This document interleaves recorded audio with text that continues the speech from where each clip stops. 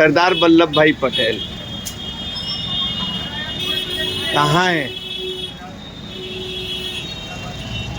ये वो व्यक्ति है, भाजपा, विश्व हिंदू परिषद, बजरंग दल, दुर्गा वाहिनी, इस हिंदुस्तान के इतिहास में अगर कभी मथुरा की राजनीति आती है तो ये होली गेट बड़ा चर्चित है। एक तरफ तो मथुरा के संभ्रांत व्यक्ति चरण सेवक हैं जो देखे जा रहे हैं,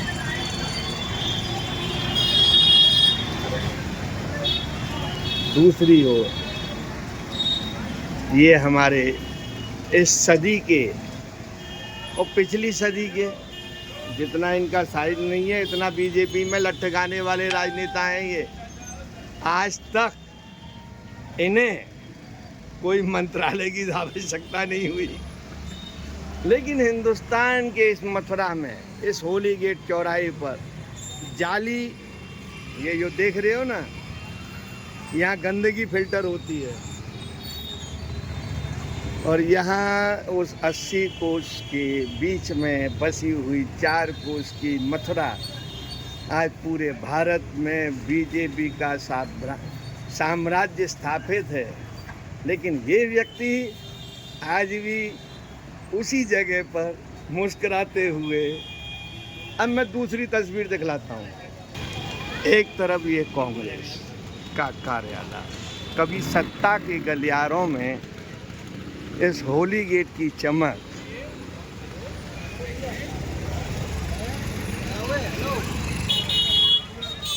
यानी इस होली गेट की चमक इस मथुरा पर राज्य करती थी और आज ये कांग्रेस का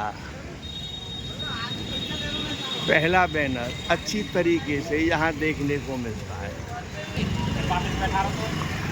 इसका मतलब कांग्रेस इस मथुरा में अपनी जमीन दोस्ती निकल चुकी है, उसे वापिस लाने में कुछ तो यहाँ से ब्रिज में या तो श्याम सुंदर शर्मा जी थे जो माठ विधानसभा क्षेत्र से लगभग जीतते थे, या प्रदीप माथुर। इस प्रदीप माथुर जो है वो यहाँ पर कांग्रेस की तरफ से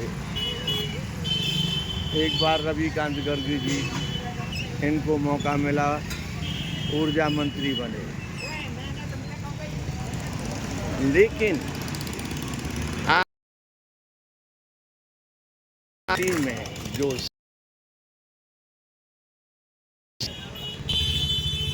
वो उस वक्त लगाने के लिए। मदन जी थोड़ा सा ध्यान, क्या साल से जो देखा इस वीडियो में बोल चुका है। आपने कभी पद की, कभी कुर्सी की, संगठन की रीढ़ की हड्डी हैं आज भी, ऐसा मैं मानता हूँ।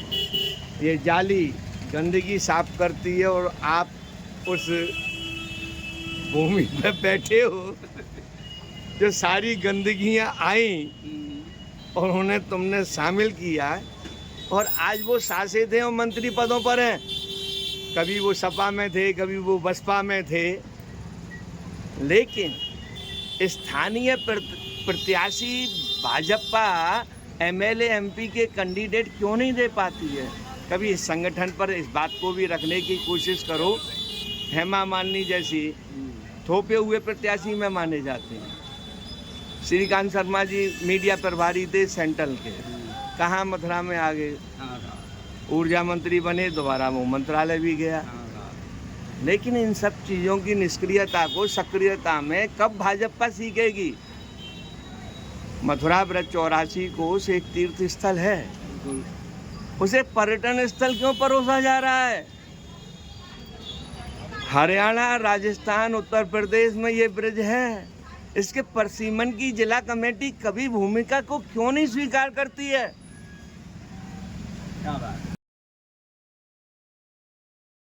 घर नहीं बनता। अगर तीर्थों की हिफाजत होती है तो न्यूज ब्रिज 84 का कोई भला नहीं हो रहा, लेकिन भाजपा इसे कब स्वीकार करे? आप भी बोल दीजिए। पहली बात तो ये तीर्थ स्थल है या पर्यटन स्थल? हाँ बिल्कुल है, तीर्थ स्थल है, मिलना चाहिए। मिलना चाहिए, नहीं मिल पा रहा है, ये विषय अलग है। अपनी बात रख नहीं पाते कि हम ऐसे मर्यादाएं अस्तित्वहीन हो जाएं।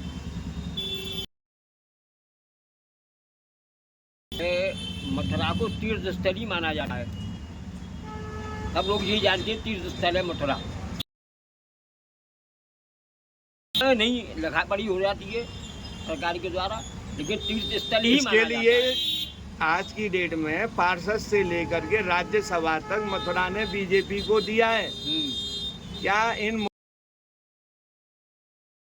लेके राज्यसभा तक इसको पटल पे रख के चर्चा होनी चाहिए कि नहीं? बिल्कुल होना चाहिए। बहुत बहुत आभार, बहुत बहुत आभार। बिल्कुल ब्रिज तीर्थ स्थल है, इसे तीर्थ स्थल ही रहने दिया जाए, और इसे अगर बनाना ही है तो इन तीर्थों की सुरक्षा के लिए तीर्थ प्रदेश बनाना चाहिए, जिसके परिसीमन के लिए न्यूज ब्रिज 84 से सुबह से हमेशा पत्राचार द्वारा सरकारों का ध्यान आकर्षण करने में कभी कोताही नहीं बरतते। हमने इसको कवर किया है, और हमारे ये नए कलेवर में जो न्यूज ब्रिज 84 आप देख, तो उसके लिए अपना मथुरा ब्रज तीर्थ स्थल, कोई राजनीति कलिंद की सुंदरता त्यागा तक जरूर जाती हैं, लेकिन मथुरा ब्रज 84 कोस में ही उनका महत्व है। इस सरकार को सनातन का जो ढिढोरा पीटने वाली सरकार है, उसे सोचने की जरूरत है। नंबर 3, हरियाणा, राजस्थान और उत्तर प्रदेश, तीनों सरकारें इसे परिसीमन के लिए स्ट्रक्चर तैयार करे, अपने अपने क्षेत्र में। राजस्थान इन्हें अपने तीर्थ स्थल घोषित करे, हरियाणा सरकार इसे अपनी जगह पर तीर्थ स्थल घोषित करे, और उत्तर प्रदेश में जो तीर्थ स्थल बनाए उसे ब्रिज तीर्थ विकास परिषद के नाम से, जो नागेंद्र प्रताप जी और शैलजाकांत मिश्रा जी जैसे डील करते हैं, वो चले गए, मंडलायुक्त भी बन के आ गए। हमें किसी से आपत्ति नहीं। अगर 9,000 करोड़ रुपया यहाँ आया है तो मथुरा में 9,000 करोड़ रुपया कहाँ दिखता है, इसलिए ही लेकर के हम संवेदनशील हैं। हमारे हक का पैसा, हमारे नाम का पैसा, और वो कहीं दुरुपयोग में आता है वाली जनता है, लेकिन इतना भी मूर्ख नहीं है जिस दिन